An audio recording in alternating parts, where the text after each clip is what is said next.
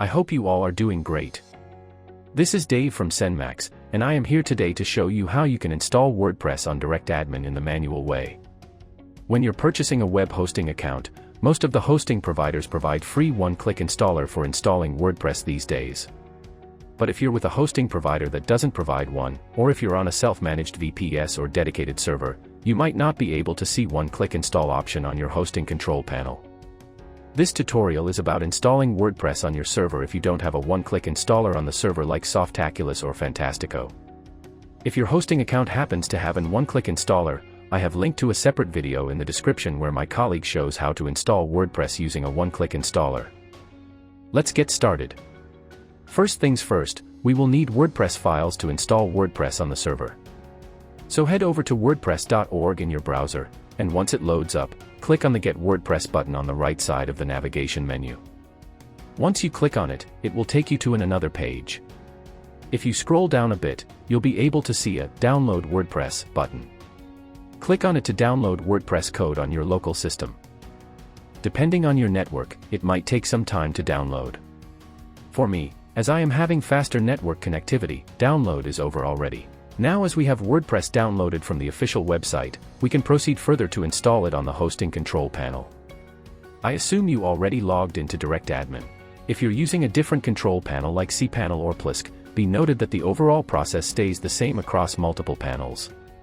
There can be some differences, like where an option is located, the icons, but you can hit the search bar on any control panel to find the option I am clicking on. It is relatively easy. I am going to create a MySQL database first.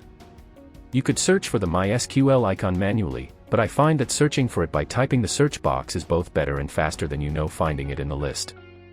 It has already given me the result as I speak. I am going to click on MySQL Management option.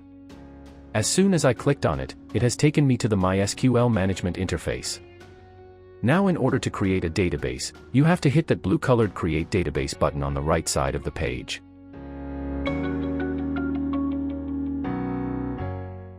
Now it is asking our desired database name. As we're going to use this database for WordPress, I am going to name the database as WordPress itself. As you can see, as I type the name of the database name, the database username is also filled automatically. It is because, by default, DirectAdmin has checked that same as DB name option. A database user is an essential part needed for WordPress. Without a database user created, WordPress won't be able to interact with the database, so without a database user, you cannot install WordPress at all. If you're using cPanel instead of DirectAdmin, you'll have to go through the MySQL wizard option, which is similar to the DirectAdmin's interface. In that interface, you will be creating a database, as well as a database user, just like this. I am going to automatically generate the password for the database user, and I am copying the password and pasting it on a new tab.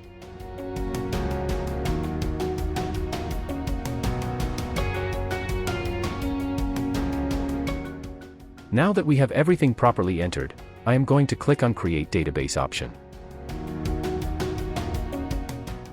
Once the database is successfully created, the DirectAdmin system will show you a success message just like this.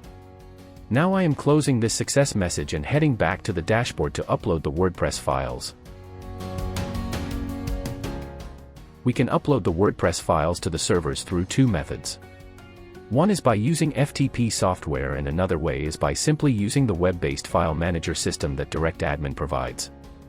In this tutorial, I am going to use the web-based file manager as it is simple for new users, but if you are a seasoned pro, and if you prefer to do it via FTP, you can feel free to do so. I searched for a file and it has already shown me this option called File Manager. I am clicking on it. As soon as I clicked on it, it has taken me to the file management system. Usually, it might take a few seconds for the file manager to open up in DirectAdmin. If you don't know already, public HTML is the folder that should contain all your website files. Like for example, if you're having an index.html file, you have to upload it to the public HTML folder in order for your website to be functional for your visitors. So we should upload our WordPress files to the public HTML folder for our WordPress to work. Now as the file manager is loaded properly, I am double-clicking on the public HTML folder. As you can see, inside the public HTML folder, there's already a 4 of files. These are automatically generated files by the system, so if anyone is accessing your website before you upload any files to the server, it will automatically show an under construction page for the visitors. Some hosting providers, including us, generate these files by default as it would look professional for your visitors rather than showing an error. Some hosting providers don't do this, and you might probably see no files on the public HTML folder, which is completely fine. If you see files, delete them all excluding the CGI bin folder like I do. On the top left corner, there's a button that says New. Click on it and it will show you an option called Upload Files. As soon as I click on it, it shows me a droppable zone into which we can just drag and drop our WordPress zip file that we downloaded from the official WordPress website. Once you drop the downloaded zip file into the region, it will show you a button called Upload, and I am going to hit it. It might take a while for the upload depending on your network, which is completely fine. Now it says to me that the upload is complete.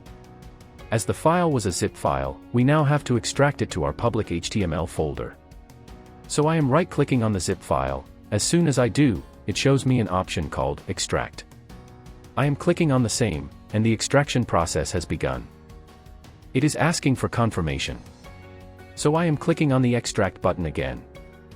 Now the extraction is complete. But if you watch closely, it has created a new folder called WordPress under public HTML folder. But I need the WordPress to be installed on the main domain itself. If I leave it the same, we can only install it on domainname.com/WordPress rather than domainname.com itself. So we have to move all the files from the WordPress folder to the public HTML folder. So I am double-clicking on the WordPress folder. Once it loads, I am selecting all the files inside this directory using the Select All option. A right-click will bring up editing options now, and under the menu, I am clicking on the Copy/Move option. Now it is asking me where should it move the files to. So I am clicking on the public HTML folder option and then clicking on the Move button to move all pages on the WordPress folder to its parent folder public HTML. As you can see, as soon as I hit on the Move button, all files on the WordPress folder have vanished as they all have been moved to the public HTML directory. So now if we go back to the public HTML folder, we can visually confirm that all the data have been moved to this folder properly. We don't need that WordPress folder anymore, so I am deleting it. Now, we have completed both files and database setup and we can finally proceed to the WordPress installation process. Please be noted that my domain name has already been set up by changing the name servers. If you have not changed your domain's name servers yet, you will have to change the name servers and wait for approximately 24 hours to proceed with this installation process. Only then your domain name will show WordPress Installation Wizard. I am opening a new tab and pasting my domain name. It is asking the preferred language for the WordPress installation. For me, English is the best one. If you want, you can change the language as per your preference. I am clicking on the Continue button. It is now saying that I will need a database user, and its password to complete the installation process. Remember, we got a DB created previously and I am having the information handy, so I am clicking on the Setup button.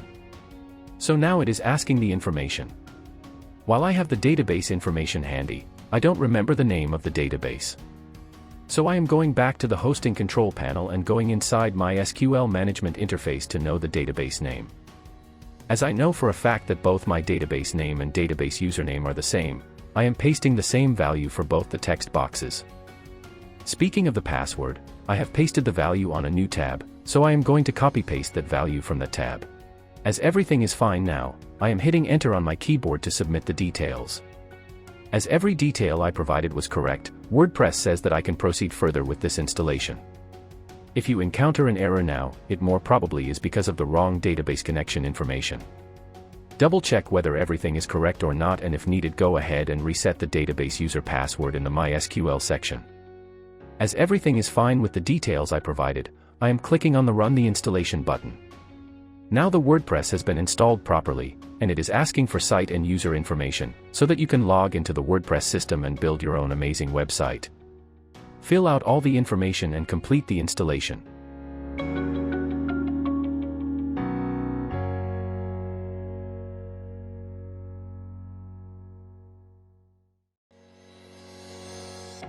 As soon as I filled all the required information and hit the Enter button, it is now saying that the installation is successful.